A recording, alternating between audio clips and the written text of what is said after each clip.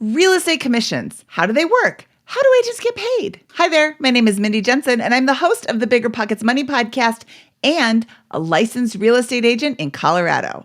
Today, let's talk about how real estate agent commissions really work. When a seller signs a contract with an agent to sell their home, they agree to pay the agent X percentage of the sales price of the property. That agent then splits that commission with the buyer's agent. This is typically a 50-50 split, but it can be anything that they choose. The percentage that I see most in my area is 5.6%, which is then split 50-50 with the buyer's agent, giving agents on either side of the transaction 2.8%. With an average selling price of around $600,000, we're looking at $16,800 per agent. Now, that sounds like a lot of money, and it is, but not all of that money goes into the agent's pocket.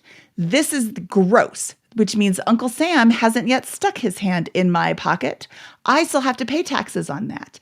And in many cases, real estate agents are splitting their commission with their managing broker. In some cases, up to 50% of that commission. And we haven't even talked about marketing, staging costs, or open house costs. The outflow adds up quick. I've seen some advice online to use the listing agent to represent you in a transaction. The idea being that the listing agent would then get both sides of the commission and would therefore work harder to help get your offer accepted. The reality is that the listing agent may not be representing either side properly, and in fact could be unknowingly working against you simply because they had the contract and therefore the relationship with the seller first. You need your own agent so that your interests are represented as the only priority for that person in that transaction. I do not like the idea of double-ending deals as an agent. I would never do that personally, and I do not recommend doing that, especially for rookies.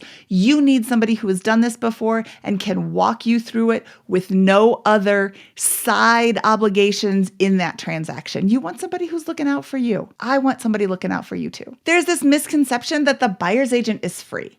The buyer's agent is not free, not to the seller, not to the buyer. While the seller pays the real estate transaction fees for the buyer's agent, that actually comes out of the buyer's pocket in the form of a higher purchase price. Now, does this mean you should forego a buyer's agent? Absolutely not. Would you DIY your own legal representation? I hope you said no. You better say no. No, you don't DIY your biggest purchase, especially if this is your first or second time doing this.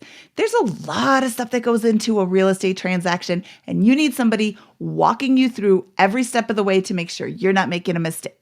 Now, there are services that are trying to alter the traditional real estate agency system. Companies like Redfin will list your house for sale for a 1% commission on the seller's side when you use them to help you buy a house. You're still paying the buyer's agent commission of 2.5% to 3%, but you are saving some money on the selling side when you use them to help you buy a house. However, one of the downsides of this is that you typically don't have the same agent showing you houses when you're the buyer. You might have a different agent take you out every time you go to see houses, meaning you're explaining what you're looking for over and over again, kind of like going on first dates forever.